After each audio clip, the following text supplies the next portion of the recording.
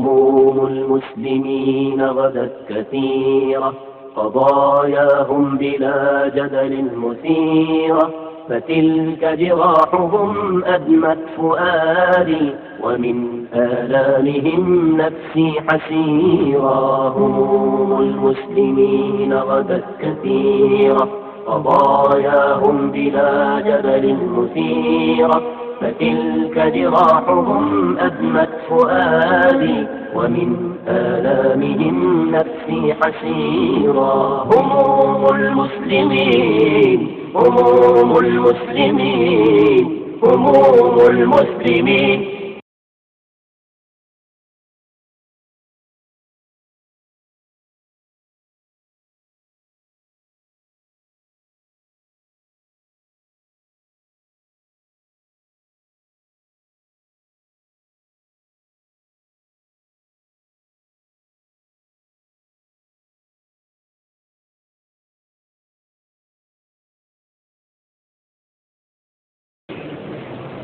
السلام عليكم ورحمة الله وبركاته. الحمد لله رب العالمين، الحمد لله الذي هدانا لهذا وما كنا لنهتدي لولا أن هدانا الله، وأصلي وأسلم على رسول الله، على محمد بن عبد الله صلى الله عليه وعلى آله وصحبه ومن سلك على نهجه واتبع سنته إلى يوم الدين. أيها الإخوة الكرام، وحكتها دون هدو الليلة دعاوة قصص مبكية وقصوي أوهنا وقصوي نحدنا وقصوي runtii qofka muslimka cabsi gelinaysa weeyaan. walaal, qisooyinkanaan kuu soo hadaynayaa. waxaa laga yaabaa inaad khaflad aad ku jirtay aad ka toostid baa laga yaabaa. waxaa laga yaabaa xumaan aad ku jirtay inaad faraha aad ka qaadidood ilaahay u toobad keentay. qofka toosan ee dariiqa ilaahay haysta ayaan u hadaynayaa si uu digtoonaado. ka musrifka ee naftiisa dembiga galay ayaan u hadaynayaa si uu ilaahay ugu soo toobad keeno. ka gaafilka ah ayaan u hadaynayaa si uu u buraarugo uu u tooso. walaalayaal, dunuubtu musiibo oo dhan iyadaa sabab u ah. ilaahay subxaanahu wa tacaala waxa uu leeyahay: wamaa asaabakum min musiibatin fabimaa kasabat aydiikum ويعفو عن كثير. مصيبة إنه مد عذب إلهي هذا إنه دعضو فبما كسبت أيديكم ووحي قعمهن أي كسبدين بإلهي ليه ويعفو عن كثير. إلهي إن بضنب إني قد أعطى يا رب سبحانه وتعالى. مصيبتك هو دعضة قولي قاقو هدو قلت ويل كاقو عاقدك هو النغضو عذر هدك هو الدعان قبي وفبما كسبت أيديكم ووحي قعمهين أي كسبدين. إلهي وليب وحب ذنب ربي إني قد أطيع. إلهي وحأوليه ظهر الفساد في البر والبحر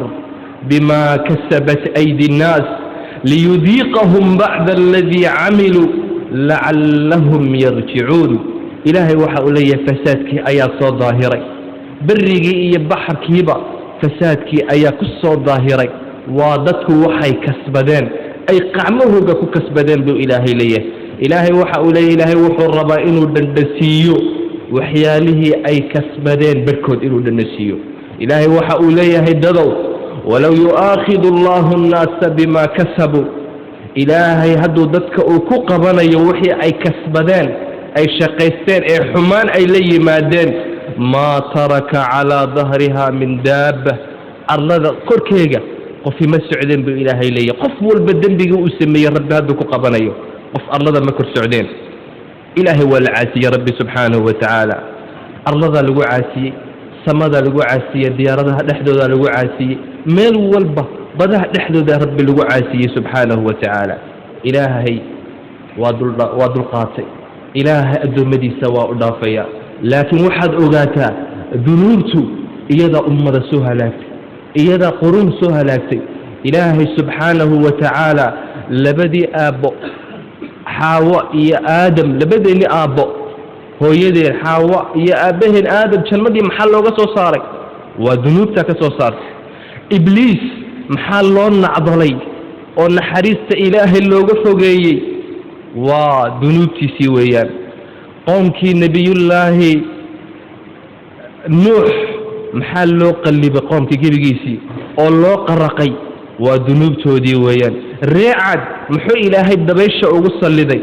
waa dunuubtoodii ree tamuud maxaa loogu dhawaaqay oo loo halaagay waa dunuubtoodii qoomkii nebiyullaahi luut maxaa dhulka loola gooyey waa dunuubtoodii ree shucayb daruur cadaabba ilaahay muxuu ugu soo saaray waa dunuubtoodii fircawn maxaa loo qaraqay qaaruun maxaa dhulka loola gooyey waa dunuubtii ina nebi aadam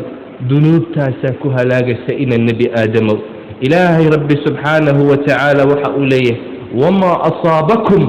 min musiibatin fabimaa kasabat aydiikum musiibo iniguma dhacdo ilaa hadda inigu dhacdo waa wixii aad qacmihiina aad ku goosateen buu ilaahay leeyahay maa nazala balaaءun ila bidamb wamaa rufica ila bitawba balaayo ma soo degto ilaa hadday soo degtay waxay la soo degtay in waa dembi la sameeyey lama kor yeelo balo ilaa tawba lagu kor yeela dadkii hore nin wanaagsan oo cibaadii hore ka mida ayaa dembi ku dhacay dembiguu sameeyey hurdadaa loogu yimid waxaa lagu yidhi latajidanna gabbaha caaqibadeeda iyo xumaanteeda dembiga aad la timid waxaad heli doontaa bacda 40 sana 40 sano kadib ayaad arki doontaa dembiga aad la timid 40 sano kadib ayaad arki doontaa maxamed ibn siriin maalin bay dhibaata qabsatay dayn lagu lahaa ayuu la murugoonayey markaasaa waxa uu yidhi waxaan garanayaa inii la acrifu hada algam gammigan iyo murugtan i haysata iyo dhibaatadan waan garanayaa xaggaan ka soo qaaday waa dembi aan ku dhacay mundu 40 sana 40 sano in laga joogo dembi aan galay ayay haysta ilaa maanta imaam axmed waxa uu ka wariyey abudarda waxa uu yidhi abudarda waclamuu ogaada ana albira laa yabla dembigu ma gaboobo albiru wanaagu laa yabla ma gaboobo wa ana alism dembigana laa yunsa lama iloobo adigu waad ilowday dembi baad samaysay waad iska ilowday lama iloobin dembigaad samaysay uu ku daba socon waad iska ciyaaraysaa adigu waad iska qoslaysaa war uma haysid laakiin dembigaasi uu ku daba socon beri dambe ku qaban doonaa waxaa laga yaabaa inuu adiga iyo awlaadaada uu ku qabto qisadii ugu horeysay aan soo qaadano alxaqiiqatu almurra waa xaqiiqadii qadhaadhayd haweeney ayaa oday lahayd 5 sano ayuu qabay daariin ayaa la yidhahdaa haweenadaas wax caruura umay dhalin waxay ku fikiraysay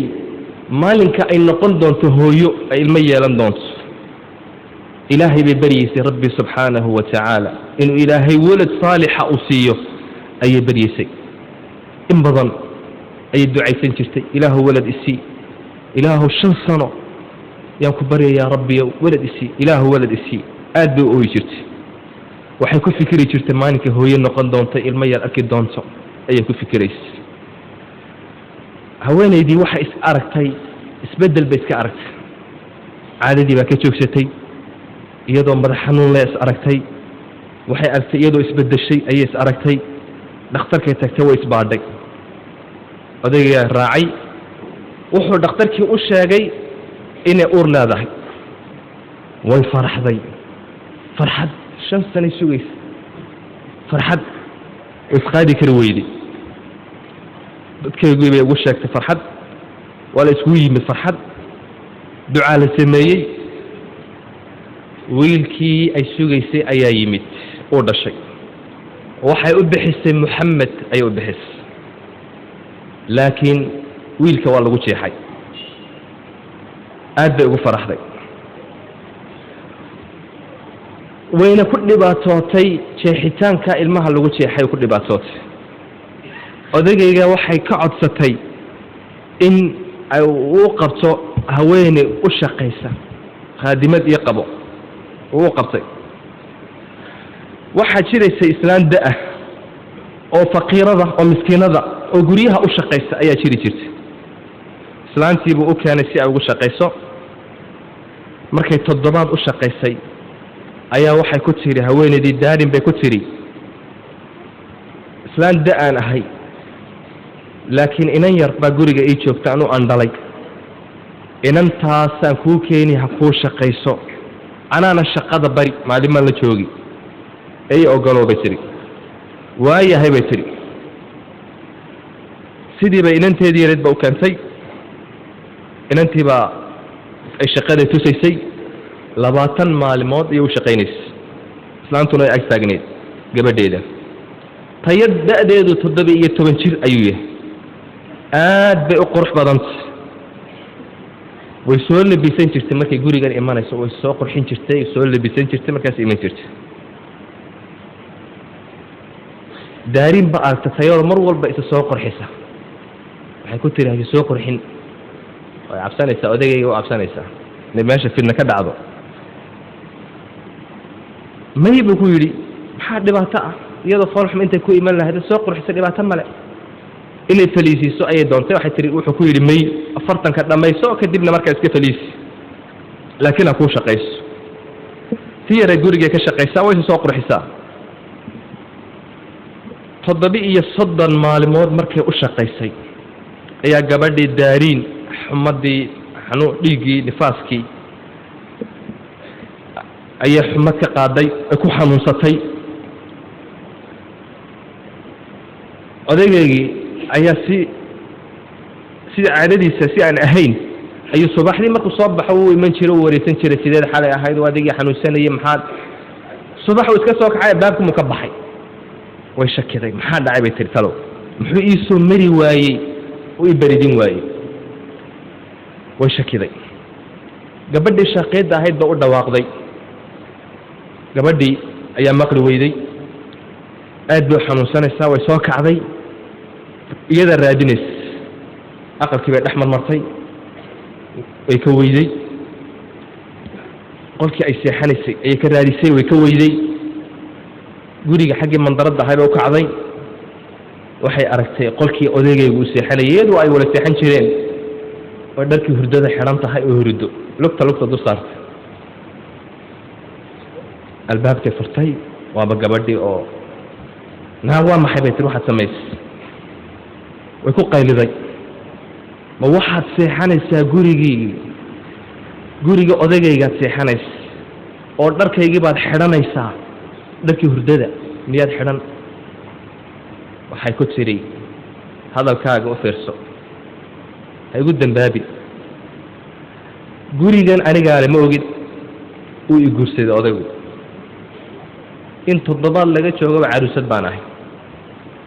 arrintiiba meesha khilaaf ka yimid wala isku qabtay meesha feer bay bilaabeen dumarkii iyo xagash dhulka la isku lagay meesha dagaal xoog la ka dhacay kadibna ilmihii yaraabay soo qaadatay Ahmed inta Maxamed buu Maxamed way la soo dhaadhacday hoostii la joogtay odaygii baa yimid isagoo lalaya aaway buu yiri waxay tiri kor bay joogtaa oo dhawaaqay ummu Maxamed xagee joogtaa albaabkii buu furay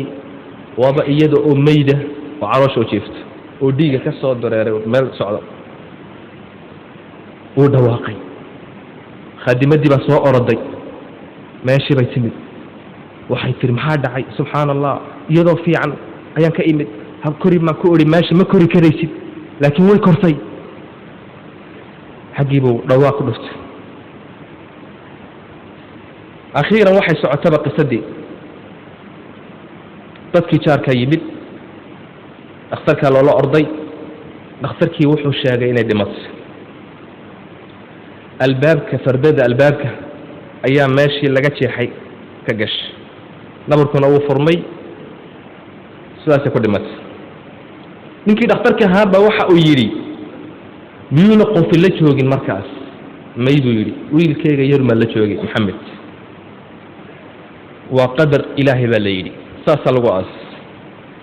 saddex maalmood kadib markii la aasay ayuu reerkoogii ayuu u dhawaaqay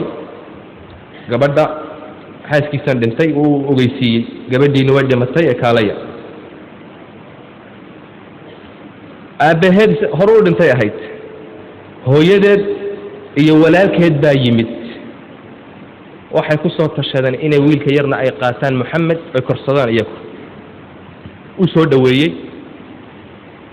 inantii shaaqiyada ahayd meesha taagan magaceegana jamaalaad baa la yiraahdaa meesha joogta ayaa aragtay islaantu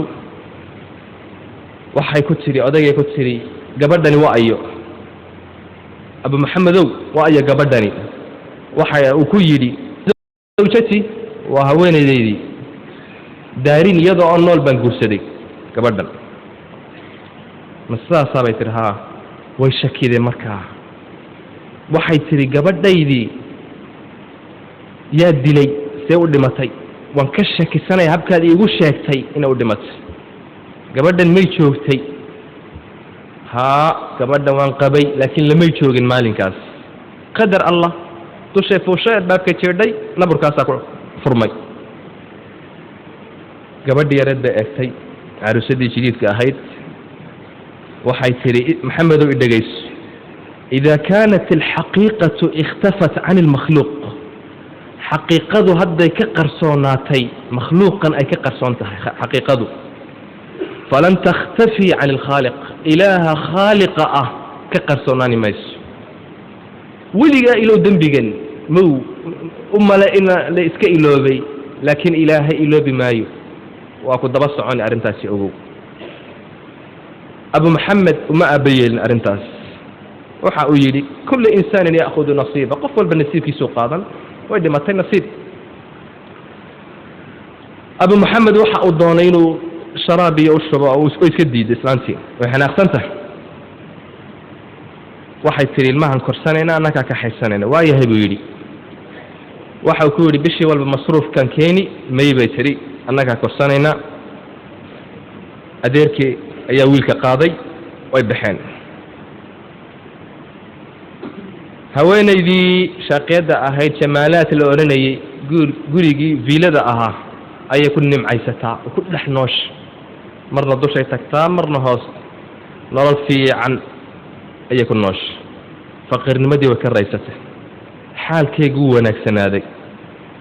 sanad kala soo maray si wanaagsan sanad kala soo maray si wanaagsan caruur bay u dhashay 8 wiil iyo 3 hablood ayay u dhashay waa mis كوبية طبعا يودش ماني والبقرش بقوا بيريسي بس كانت بقت فقيرة أو وحدها يتن نمعد بيسوقش لكن ذنبي قميرة إلهي أدون كي سواءك هذه مركو قطنا كما سيبته إيادو أن نمعد كنول أيا أدقي وحي كتيري وحان دوني أنا صويرة بالحيسنو إنير هودا صويرة بدلنا مقالك للنجيها صويرة بالحيسنو وايا هيبو يري بابور بكو قاضي وين يدا يعروتي دي أردن كوبي صبان كيبا إساق أنا كوذي بابور كيبا لقى اللمي قبي قوش وحا كبت بادي يدا يويل كيجي ويناء عرضك أها بس انتي كلاوي كودنتين يدي لفت نبرك أياتت wiilkaygiina iyo qacantii iyo meel ka jabay laakiin waa iska fayooya markii ay soo miyirsatay ayaa waxay ogaatay in caruurteedii inankaas uu ka nool yahay 10kii kale inay dhinteen ay ogaatay iyadiina waxa ku dhacay dhinac ba baktiyay baralize ba ku dhacay 3 sano ay dhakhtarka ku jirtay wiilkaygii 2 bilood buu ku jiro oo ka soo baxay noloshiiba hadda ku culusaatay waa la bilaabay dembigii baa bilaabay waxay ku socotaa waa kursi yaa lagu wadaa dadka laxaad kale kursiga ay raacaan ay ku fadhiistaan ayay ku socotaa wiilkeegii ayay ku tiri ii kaale dhakhtarkan ka soo baxe baabuur buu soo kaxaystay isagana waddada markuu soo socdo baabuurkii la rogmaday isaguna waddaduu ku soo dhintay wax u yimaada way weyday waa keligeed laakiin lacag baa leedahay la soco dhakhtarkii ayaa reerkoogii bay raadiyeen aabbaheed iyo walaalkeed baa yimid si ay u qaataan waxaa yimid محمد ما تقرأني محمد وويلكي وأدقيق ودلي أيا يمسيد حلكي أبيه وحقوقاته وحال سعتي معيدي أيا لا سعتي لأنت إذا شيء دارين قبدي ماشي سوتها قنت هي وحي تري marka islaantii aragtay ayay xasuusatay inay dambi gashay waxay ku tiri habar yar maad xasuusanaysaa hadalkaagii aad igu tiri ida alxaqiiqatu ikhtafat can almakhluuq xaqiiqadu hadday ka qarsoon tahay makhluuqa dadka ay ka qarsoon tahay ilaaha khaaliqa kama qarsoona maxasanta haabay tiri waxay tiri saamixni ana alatii qataltu daariin gabadhaadii daariin anigaa dilay isaamax ilaahay waa kan ii qabtay caruurtaydii oo dhan waan waayey anigana waa ka dhabarkaa la iga jebiyey nolosha qadhaadh baan ku noolahay isaamax islaantii way oyday waxa ay tiri ilaahay nolol xun ha kugu noolaysiiyo aakhirana ha kugu cadaabo waxa ay tiri odaygii waan waayey awlaadaydii waan waayey shabaabnimadaydii iyo caafimaadkaygii waan waayey in yar isaamax islaantii iyadoo cadhaysan oo ooyeysa ayay ka baxday jamaalaad xaggii bay reerkoogii la joogtay aabbaheed baa dhintay walaalkeed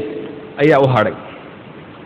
lacagtii yaraydeed soo dhaxashayna isagaa ka qaatay khamru ku cabbay wuu ku zinaystay isagiina akhiiran si xun buu u dhintay jaarka ayaa lacag u soo ururin jiray sadaqadaa la siin jiray jamaalaad keligeed ayay ku nooleed maqsin yar oo cidhiidhiya cidlay ku dhimatay waxaa lagu gartay dhimashadeedii meydkeegii ayaa meesha ku qurmay markaasay jaarkii uriyeen meydkii cadaabka aakhirana waa ka daran yahay dembigu waa sida ilaahay rabbi subxaanahu wa tacaala uu kuu kaadin laakiin maalinka uu ku qabto rabbi ku naxariisani maayo waad iska noolaan waxoogaa waad iska jiri laakiin maalinka ilaahay rabbi subxaanahu wa tacaala uu ku qabto ka fakan kari mayse waa xaqiiqo waa qisad dhaba ma aha khayaal ma aha waxaan inii sheegay qisad kale oo dhacday oo xaqiiqiya iyaduna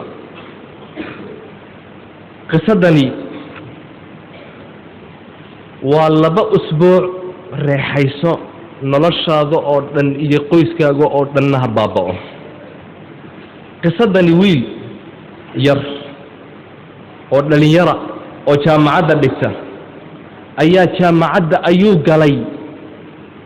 mar uu u soo daalay uu u soo dhibaatooday kadib ayuu jaamacadda galay markuu jaamacadda uu ka sii baxayay jaamacadda ka bixitaankaygii sanad baa uga harsan ayaa waxa uu goostay inuu dibadaha u dhoofo Yurub reerkoodu iyagoo ina ogeyn doonay inuu Yurub tago waxa uu rabaa inuu zino xagga ku soo sameeyo xashiisho iyo khamro inuu maartay uu soo cabo ayuu rabaa aabihii buu ka qarinayaa hooyadii buu ka qarinayaa dadkoodu inay ogaadaan ma doonayo wiilkani arrintaasi markay ku soo dhacday fikraddaasi inuu dhoofo uu yurubta u dhoofo uu xumaanta uu soo sameeyo waxa uu ku fikiray siduu waalidkii way ogaanayaan dhoofkiisa siduu uga qarin lahaa arrintaasi markay ku soo degtay wuu isweydiiyey habku been u samayn lahaa wuu isweydiiyey akhiiran waxa uu yidhi waxaan odhan aabbahay iyo hooyaday meel yaroo tuulo yar oo waddanka ka mida ayaan u yaro dalxiis tegayaa isaamaxa iyo ogolaada arrintiibuu waalidkii ku qanciyey waalidkii waa yahay buu yidhi aabba waan daalay jaamacadda waan ku daalnay in badan baan wax dhiganaynay maskaxdaydu nasasha u baahan tahay heysadahanaan tegayaa waxoogaa fasal lacag isii uu marsiiyey aabbihii waa yahay buu odaygii waxa uu bilaabay inuu baasaboorkii si hoosaana ula soo baxo iyaga oo dadkoogu ayna ogaan kadibna safarkiisii ayuu u dhaqaaqay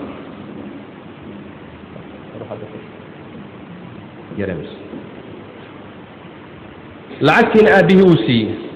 waxa uu yidhi 2 toddobaad umaan kaa maqnanaya aabbo 2 toddobaad kadib uun iman odaygii sidaasuu ku waafaqay wuu yeelay lacagtiina waa siiyey 2 toddobaad ayuu maqnaanayaa wiilkii reerkoodii wuu sabootiyey wuu baxay mid saaxiibkii ayuu la heshiiyey oo yidhi hoos baad ii kaxayn oo madaarkaad igeyn markaan imanayana adaa i soo celin sidii buu yeelay saaxiibkii buu ugu sheekeeyey oo yidhi ha u sheegin reerka yurub baan tegayaa xidhiidh wanaagsan haynoo dhexeeyo sidii uu ku baxay madaarkii buu geeyey meeshii bay ka sugeen waxoogaa kadibna diyaaraddii buu raacay magaaladii uu rabay buu ka soo dhegay uu faraxsan yahay xumaan buu ku faraxsan yahay zine iyo shar buu u yimid inuu meesha inuu kusoo tunto u yimid markii uu meeshii yimid oo hoteelkii uu ku soo degay uu rabay uu jirkii hore u maydhay inuu hore u baxuu rabaa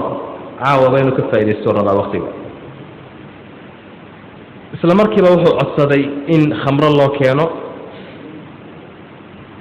waxa khamradii baa loo keenay gabadh yar ayaa u keentay aada u qurux badan timo dhaadheer ayaa u keentay qaawan maro yaro khafiifa xidhan waa u soo gashay wuu rumaysan waaye hal qaawan oo khamradii wadda ingiriisiga aada uma yaqaano waad mahadsan tahay buu ku yidhi wuu sii eegay sii daba dhaqaaqay way soo egto maad ii baahan tahay ku tiri may buu yidhi thank you very much wuu sii dhaqaaqay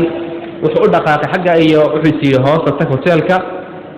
sharaabkii ka soo cab soo tumo markii meeshii hoose u yimid luqada aada uma yaqaano wuu jajabsadaa khamradii baa loo keenay meesha waa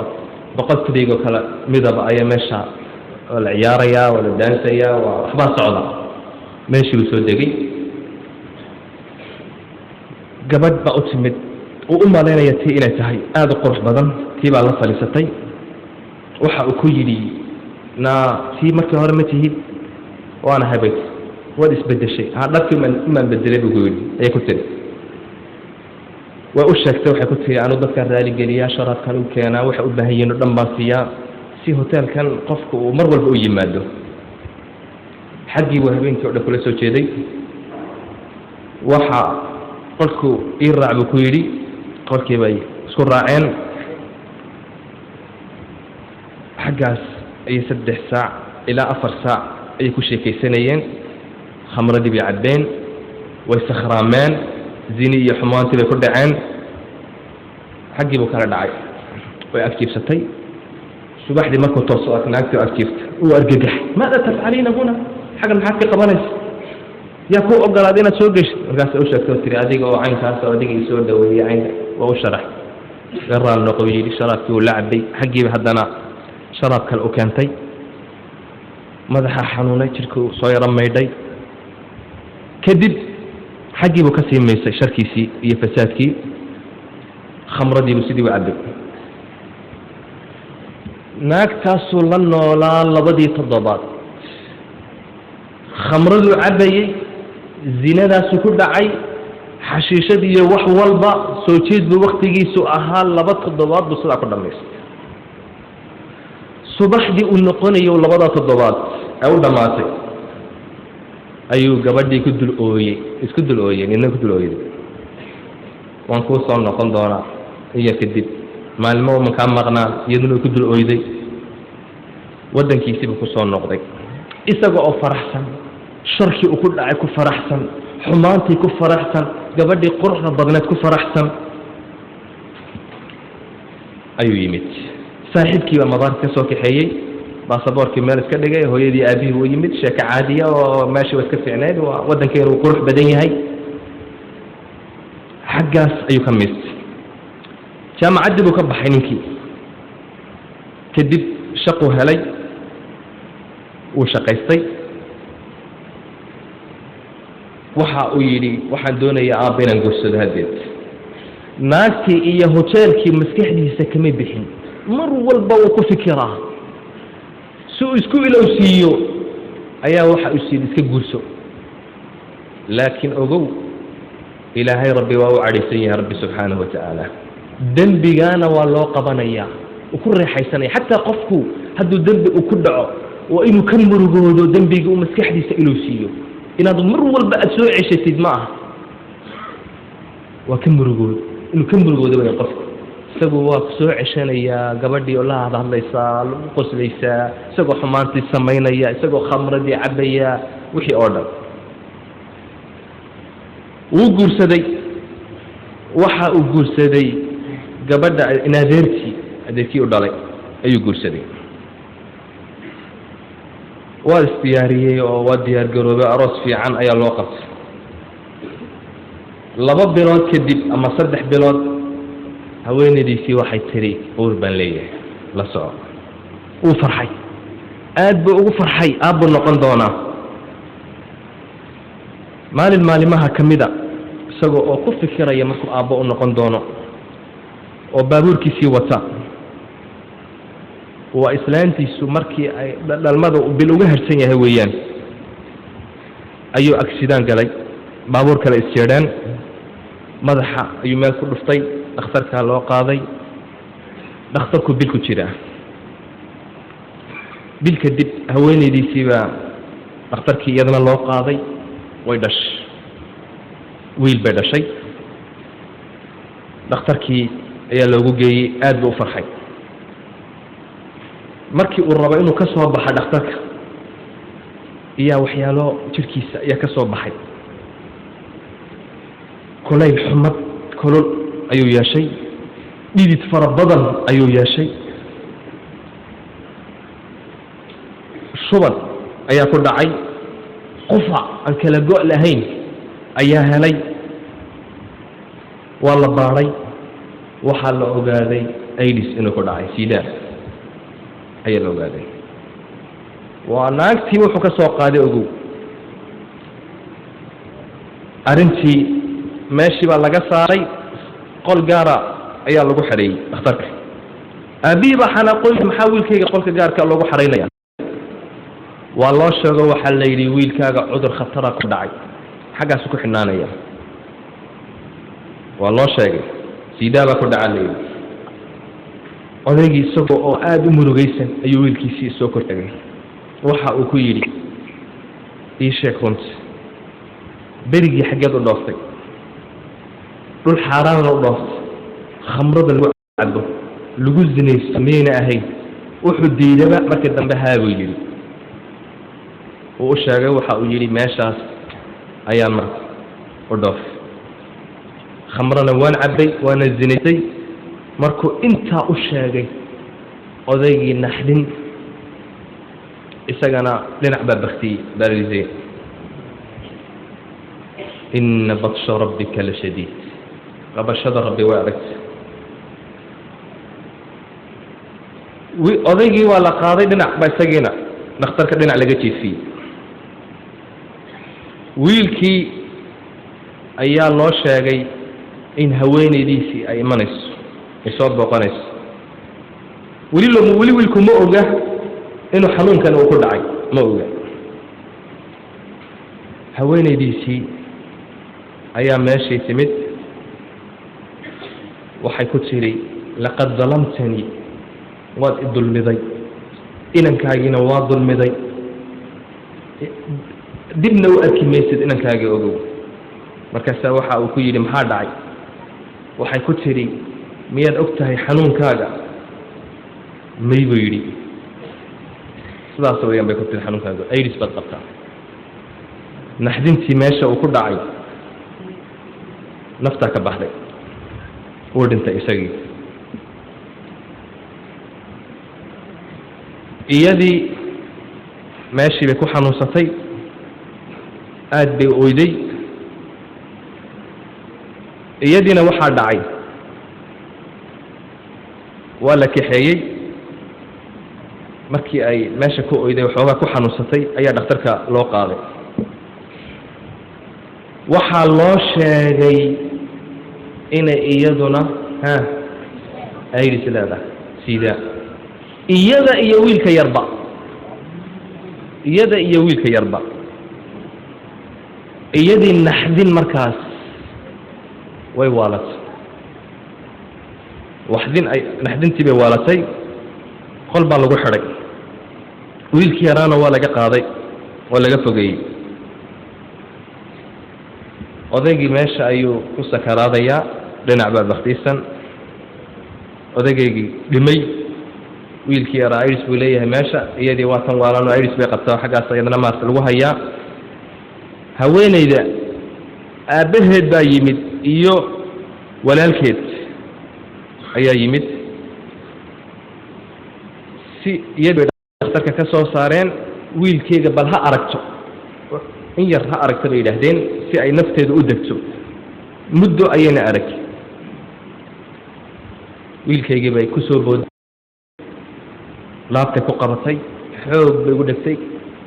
naqasay ku dhejisayba qiiq yarana nafta ka baxday meesha ayay ku dhintay waa qisad runa oo dhacday dadkii u taagnaa ee qisadani ka dhacday ayaa qoray oo warinaya wiilkii yaraana xaggaas ayuu ku dhintay iyada oo qoslaysa marna ooyeysa ayuu odaygii doonay inuu ka qaado wiilkii yaraa waxay ku tiri maata laqad maata uu dhintay ho ilmi yaraayo mayda kadibna midi bay ula baxday odaygii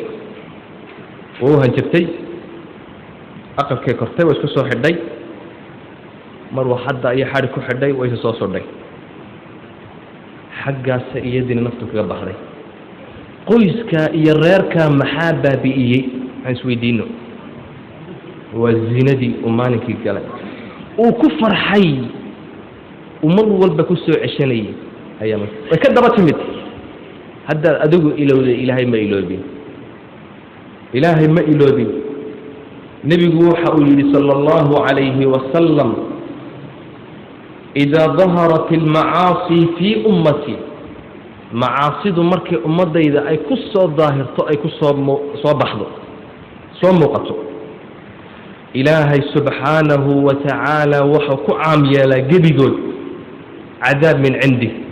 عذاب اكتسك هذا أي إلهي سبحانه وتعالى كسو marka ay musiibadu soo degayso waa markaad aragtid fasaadkii oo soo daahiray xumaantii oo la muujisanayo dibadda la muujisanayo ogow markaasi ilaahay wuu cadhoon ilaahay hadduu cadhoodana oo cadhada ilaahay ay soo degso kana wanaagsan kana sheekha kana ma jirto gebi aakhira la kala soocaya asxaabtiiba waxay ku yidhaahdeen yaa rasuul allahi أما فيهم يومئذ أناس صالحون مالك مين دد وناكسن أين كل حسبنين مالك إلهي عذابك أكسو الدجيني أي معاصد أين إسكاق بني دد وناكسن مين كل حشيرين نبي وحا ويلي بلا ها وكل حشيران دد وناكسن ما كانت أسحابتي وحنا كيف يصنع بأولئك كوا محل جارسين أو لغيالي نبي وحا ويلي يصيبهم ما أصاب الناس waxaa dadka ku dhacay ayaa iyakana ku dhici ثم يصيرون إلى مغفرة من الله ورضوان كدبنا الرالي أهانت إلهي يجنديس أي قل الدونان إما يردن بمحود دنب ويسمي أضيقا سمحود دنب يسمي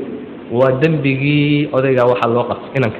دنبقي أسمي أي الوقف أنا آخرة ولا كبحي جني إيا وناقي يا خير بإلماه سيقاري لكن الدونك مصيبة إيا دنبقا سودقي يلقوا عقابيا أيها الإخوة نبينا عليه الصلاة والسلام وحا نوشاقي وحا يلي ما ظهرت الفاحشة في قوم زندوا قوم كما صار ظاهرته ومن موجستان حتى يعلنوا بها من موجستان زنوا قوم زندي أيام ميلا الله سمين فيديو لغو داوضو هبله إنما دي بإسلاقلي xumaantii baa la muujisan meelo lagu daawado ayaa loo sameeyay dadkii zinadii bay daahirsanayaan buri nabigu calayhi salaatu wasalaam markay muujistaan wuxuu ilaahay ku sallidi cuduro aan jirayn lam takun fi aslafihim dadkii ka horeeyay aan ku dhicin madiiga hore madiinaga horeeyay nabi nuux qoomkiisii iyo caad iyo samuud iyo aydis iyo siidaa iyo ma jireen وزيندي الله ظاهر صدق إمك سيدا بعدعي شفتي بعدعي هبليه بالله كفتدي مال والبحمان إيه فساد أجو ولي جاب إسوال والعدو ولي جاب أرض إسكو قات إلهي وكوك هدينيا إلهي وحلي أدون كيجو وأنت سكسوت إيصال نقضة وأنت سكتوبت كانا لكن مركز حمان تأكسي سعتي إلهي وكوك قبن هدوك قبتنا إلهي كنا حريصني معي قصة ضبط والأتاقنا والأتشوقي أنيقو تضبط نوحا لغيها باماشا فردي إنا قرانا يعني إنا مبالو تاقي دعاء دا أتختي وحيكو إلهدين إلهي كعبصو دينتو عايا إلهي بو عايا صلاة دمتو كدو دينتو وحا إلهي دينتو حق ما أهساس ورنشري دعاء بأتجي وحي إلهي ور إلهي كعب صر إلهي أتوبت كين وحا أيلي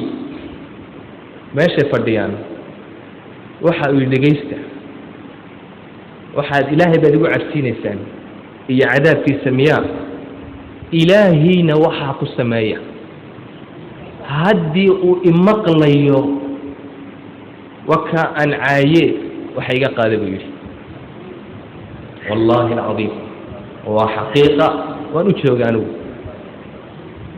ولا أرجحي ولا قبحي ماشي مصيبة صوص عتاليري إنك صار بلي مسوا وريجين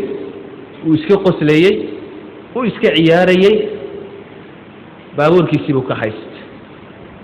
أكسيدابو قالي مال كلا ربي كمدلين لفتا دبرك أمة لك الشبيه إنسان كان ضعيف فريران هذا لك الشبيه ما أنتم للإنسان كو عباري لفتا دبرك إلى هيك الشبيه قع ولا قاضي يرتى لقي ولا سودوي لكن بارليزي طبعا لنا عباد بختي ما كي عكارية ولا كان وضن كان كان وحال كان إسقى أن قعمها قاعد كري لقاها أن قاعد كري منا أن قاعد كري فريس أي الله كان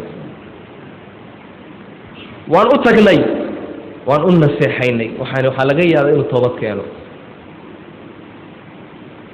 وهلا يا لكن هو مركلوا إلهي عاي إلهي بقى السرية قعمه سائي اللقه ساسبة وقريان لما تجلسن كريسيت متك والمتك وقريان دوين با يربط لقاسو سيي ومريان هبينكي مركو ساحذو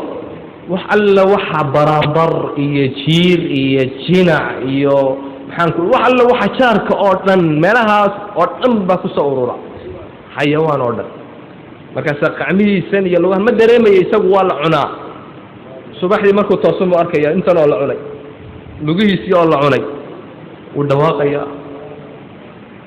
saas u fadhiya walla fihi waxay soo saarayaan la fihi bay soo saarayaan subxaan allah sidaas u sugnaa wuu fadhiyaa bes waa la fadhiisiiyaa waa la qaadaa dhaqaaq kale male cuntada afka loogu ridaa biyaha waa la waraabiyaa saas u fadhiyaa labadii bari uu ku fadhiyey ilaahay wuxuu ka soo saaray laba saafuura waaweyn dhulax ayaa mid laga soo saaray caloosha loo fadhiisiiyey subaxdii walba dhakhtarka u yimaada waxbaa lagu dhaadhiciyaa waa laga soo sifeeyaa intaas ilaa leegin dalool waa weyni uma fadhiisan karayo caloosha u jeefaa qurmuunka ka baxaya xayawaanka jidhkiisa ku soo ururaya silica uu ku nool yahay waan u tagnay isagoo sidaa ku sugan muxuu daawanayaa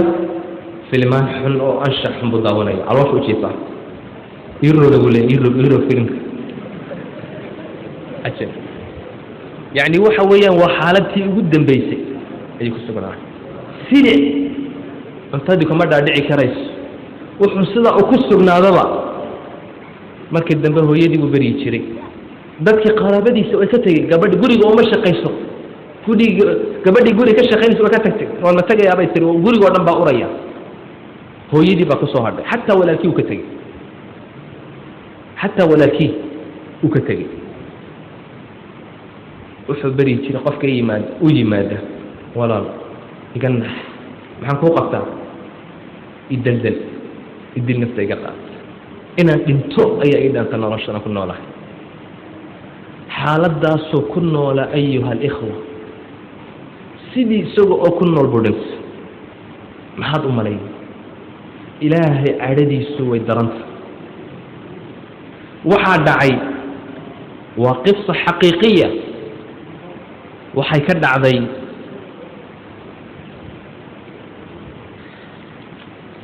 sacuudiga ayay ka dhacday meesha faysaliya la yidhaahdo riyaad ku taala ayay ka dhacday qisadaasi waa haweeney meesha faysaliya la yidhaahdo waa riyaad waa meel aada u qurux badan qalab qaaliyaa lagu iibiyaa inamada iyo hablaha ayaa isla soo doonta oo meesha yimaada gabadh baa maradeeda khafiif ka dhigatay intaa yara laabta ayay qaawisay waa sacuudi carabiya inan sheekha meesha soo galay gabadhii baa waxa uu ku yidhi naa ilaahay ka cabs low jaa'aka malaku lmowt maada tafcaliin hadduu malakulmowt kuu yimaado adiga oo sidaa laabtaada u qaawiyey oo raggu sidaa kuu daawanayaan maxaad yeeli buu ku yidhi intay qosashay ayaa waxay tidhi boortaabalka rabbiga u garaac hoo telefoonkaygano waxaad ku tidhaahdaa malakulmowtka ha keeno boortaabalka rabbiga u garaac telefoonka rabbiga u garaac waxaad tidhahdaa malakulmowt keen yarkii wuu naxay isagoo argagaxsan buu ka baxay meesha waxa uu yidhi albaabka maan gaadhin wallaahi alcadiim ilaa waxaan maqlayaaba qaylo waa la wala qaylayaa waan soo noqday bu maxaa dhacay waaba gabadhii oo wejiga u dhacday oo dhimatay way dhimatay xaggii isla markiiba meeshii bay naftu kaga baxday waxa uu yidhi markaan arkay in iyadii ay tahay ayaan dadkii u sheegay oon idhi wallaahi alcadiim iminkaan u naseexaynayay gabadhan oo hadalkaas ay tiri ilaahay waa kaa qabtay waxa uu yidhi dadkii way ooyeen meeshiina way ka baxeen iyakoo ooyaya qisadani waxay dhacday bishii shacbaan 1421 hijriyada nebiga calayhi salaatu wasalaam ree faysaliya dadka ka shaqeeya oo dhan wala garanayaan qisadaa iyose u dhacday ilaahay waa naxariis badan yahay addoonkiisa waa u kaadiyaa rabbi subxaanahu wa tacaala laakiin maalinka uu qabto rabbi uma naxo qisad kale caawa habeenkii qisadka un qisadani waxay ka dhacday sheegi maayo meeshay ka dhacday laakiin wiil yar oo caadi la yidhaahdo ayaa waxa uu ku noolaa nolol aada u qadhaadh buu ku noolaa, xumaan badan buu ku noolaa, khamradu cabbi jiray, hablaha ayuu ka tuman jiray, fasaad badan buu ku noolaa, gabdhaha ayuu meelaha ka ugaarhsan jiray. waxa uu maalin uu helay gabadh la yidhaahdo rabaab la yidhaahdo oo ardayada oo jaamacadda dhigata ayuu helay, telefoonkeeguu helay, wuu u telefooniyey, wuu la hadlay, si wanaagsan bay u sheekaysteen. hablaha intuu saasoo kale uu yeero uu la hadlo ayuu marka dambe kula ballamayey oo xumaan buu ku samaynayay. gabadhan iyadu way khashiftay oo waxay tiri may arki mayso, telefoonka aman ku sheekaysana weligeen, lacag badan bay kaga dhamaysay telefoonka, maalin walba u garaaca way u sheekaysaan bes, laakiin inuu la ballamo way iska diiday. markii dambe waxa kulan ku guursadaan rabaa, xumaan ma rabo,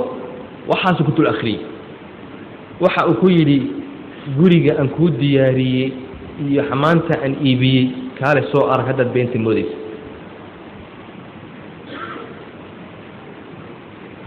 waxa uu wadaba way soo jilicday gabadhii, guriga ayaan ku tusi, wuu u dhaartay wuxuu ku yidhi wallaahi alcadiim inaanan rabin xumaan,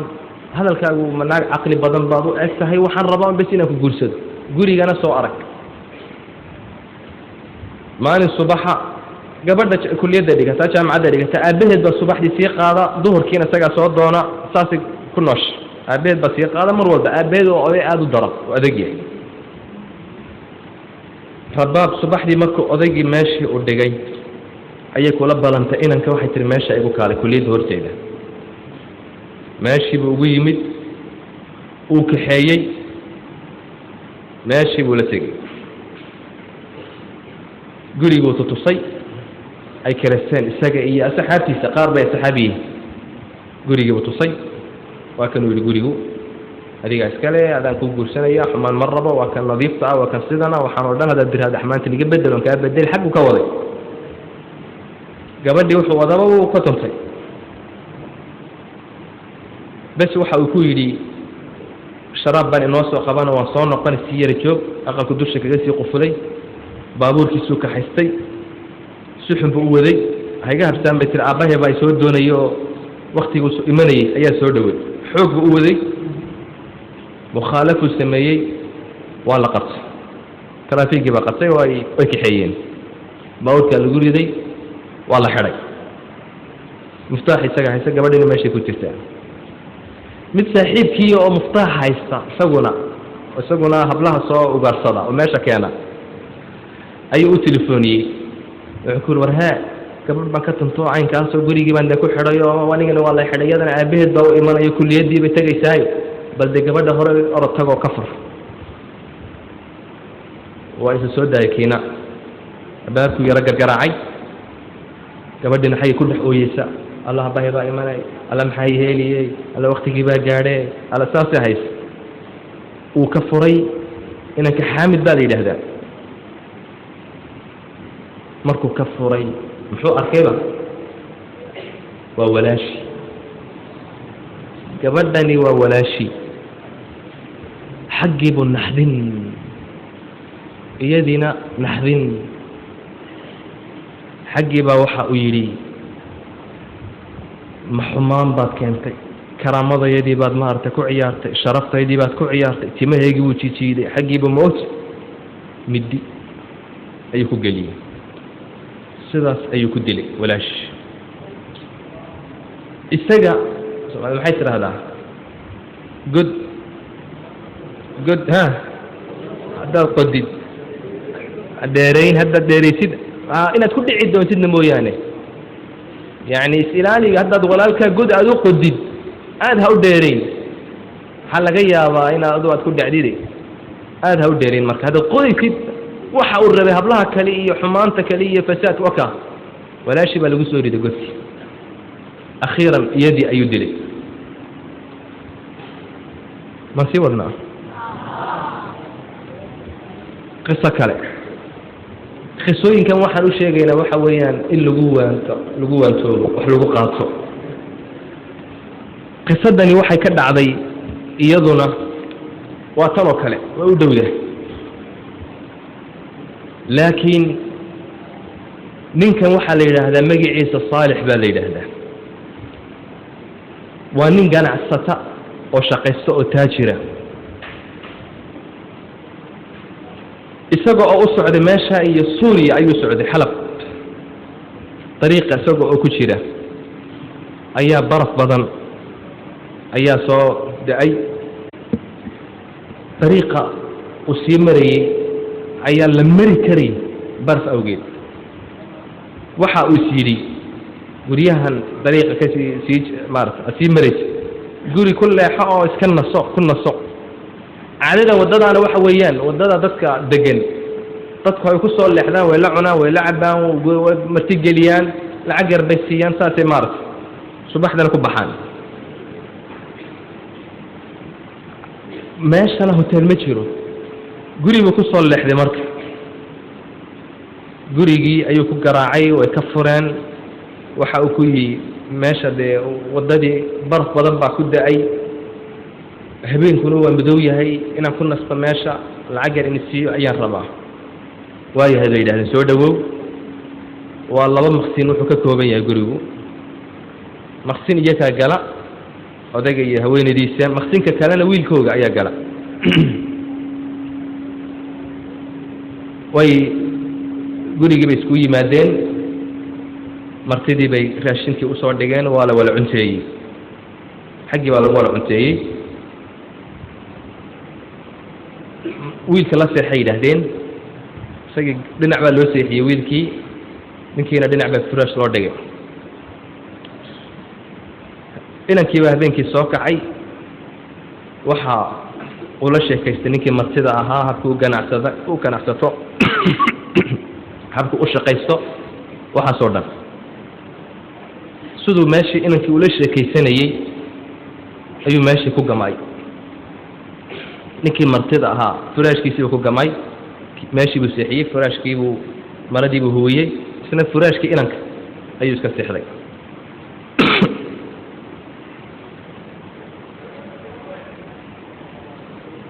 odaygii ayay islaantiina meel bay wada fadhiyaan islaantiiba waxay tiri wariyaahe ilaa xilli ma uma faqiirnimo dad faqiirina ahaanayna oo sida masaakiin u ahaanayna maanta waxa inoo yimid nin lacag leh ayaa inoo yimid waa nin lacag leh qofna inama arkayo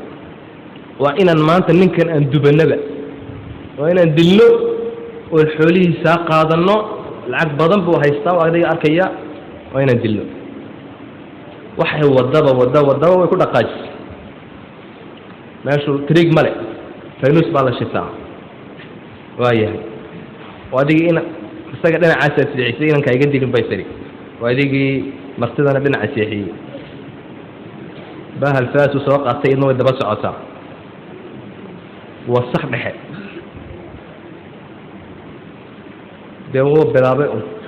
intuu iskor taagay madax mana arkayo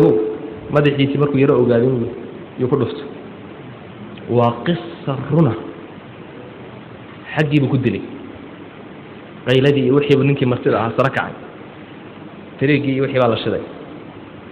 kii martida meesha fadhiyo kay dileenba waayo waa musiibo maxay sameeyeen labadiiba meeshii ku sooxeen labadiiba isaga bilaabeen biyo ku rusho ila maxaa dhacay maxay inankiina u disheen walaa yahiqu makru sayyi illa bi ahli xumaantu adigu ma kugu noqon xumaantu adigu ma kugu noqon salaadii baa gaadhay qisadana ugu dambaysa waxa soo socda maalinkii abriil ciyalku beenta sheegayeen ayaa soo socda maalinka ayaa beenta xalaaleeyay been xalaali ma jirto been xalaali beentu mar walba waa xaaraan islaamka maalinba mare beentu mararka qaarkood qof ilays islaamba inan qurata ayay lahayd inankeygii ayay jaamacadda u dirtay mar walba way ka fikirtaa inankeygii xilmu soo noqon waa inankaasoo qurata waxay leedahay ogow mar walba waxay ku fikirtaa inankeygii ii soo noqon ayay ku fikirtaa waa u xistay inankeyga axmed baa la yidhaahdaa laakiin waktigii baa soo dhow soo noqonayey way faraxsan tahay iyada oo sidaa ugu xiista oo faraxsan oo le waktiguu imanayey telefoon baa markuu ciyaba way orodaayo axmed daa bay tidhaahdaa sak dhexoo telefoon u yimid telefoonkii bay qabatay alo ma axmed baa xilimaad imanaysaa waa wiil yaroo la kaftamaya waxa uu ku yidhi waxay ku tiri waayo waxa uu ku yidhi inankaagii axmed baabuur baa jiray oo wadhintay oo ka yar islaantu ka nixinaya islaantii meeshay ku dhacday way dawaqday dhakhtarkaa loo qaaday jajabkaa la geeyey meeshii baa loo qaaday dhakhtarka dhakhtarkii muddo taalay xaaladdeedu aad ba u darnaa inankii baa yimid axmed telefoonkii hooyadii ka qaban weyday dhowr cisho markii uu yimid markaasaa si uu hooyadii uga farxiyo oo si kadisa ugu soo baxo waa loo sheego waxaa la yidhi hooyadaa dhakhtarkay ku jirtaa baabuurkii buu qaatay xoog buu eriyey si uu hooyadii u ogaado aad buu ugu fikirayay hooyadii baabuurkii uu watay ayaa la rugmaday isagiina wuu dhintay dhakhtarka ayaa isagiina loo qaaday islaantii baa soo miyirsatay waxaa loo sheegay wiilkayga inuu yimid oo intuu iyada u soo ordayey oo baabuurkii la rogmaday oo dhinto oo meydka inuu yeelo qaybta meydka naxdinba iyadiina dhimatay caawa dhimasho hee dacwadeedu inta caawa noogu ekaado been ma jirto banaan been banaani ma jirto maalin la baneeyey ma jirto beentu waa xaaraan dembiguna wuu kaa daba iman adiga hadda ku qabsan waayo adiga iyo awlaadaada iyo tafiirtaada dambe ku qabsan وجزاكم الله خيرا وصلى الله على سيدنا محمد والسلام عليكم ورحمة الله وبركاته. هموم المسلمين غدت كثيرة قضاياهم بلا جدل مثيرة فتلك جراحهم أدمت فؤادي ومن آلامهم نفسي حسيرا. هموم المسلمين غدت كثيرة قضاياهم بلا جدل مثيرة فتلك جراحهم أدمت فؤادي ومن آلامهم نفسي حسيرا. هموم المسلمين هموم المسلمين هموم المسلمين